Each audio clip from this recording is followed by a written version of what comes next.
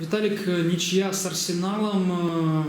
Как, на твой взгляд, прошел матч? Все ли у команды получилось? Почему не хватило забитых мячей?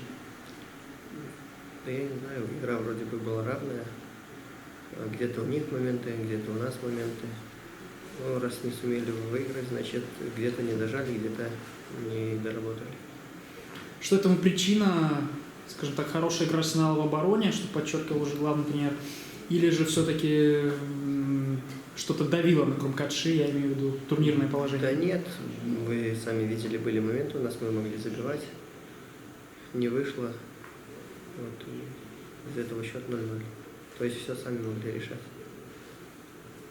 На что делали акцент, так скажем, психологической подготовки к матчу? Вроде бы Павел Гречишко последнее слово перед выходом на поле, еще в раздевалке брал, что он тогда сказал команде? Нужно расслабиться и показать свою игру и выиграть этот матч.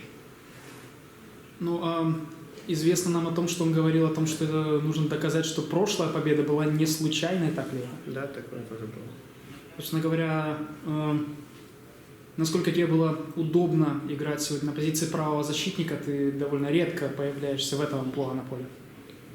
Ну, за неделю до матча подошел, мне тренерский штаб сообщил, что я буду на этой позиции играть, и готовился.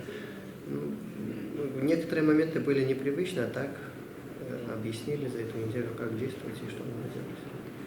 И все же, на что больше тебя, так скажем, заряжали, на созидание или на разрушение? Да, такого не было. Нужно играть и в обороне, и в атаке. В атаке сегодня довольно-таки мало у меня получилось. Хотелось больше.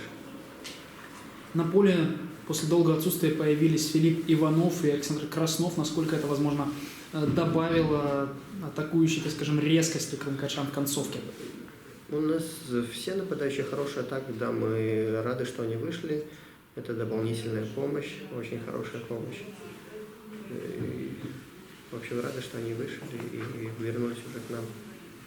Не могу не спросить о, так скажем, грустной составляющей матча. Крумкадши уже даже чисто математически упустили шанс на то, чтобы выйти в высшую лигу напрямую. Как команда на это отреагировала? Говорили ли уже об этом с ребятами? Да нет, пока все эмоции этим матчем, пока все эмоции на этом матче, и мы не обсуждали турнирное положение. Я думаю, отойдем, там уже будем смотреть. Спасибо.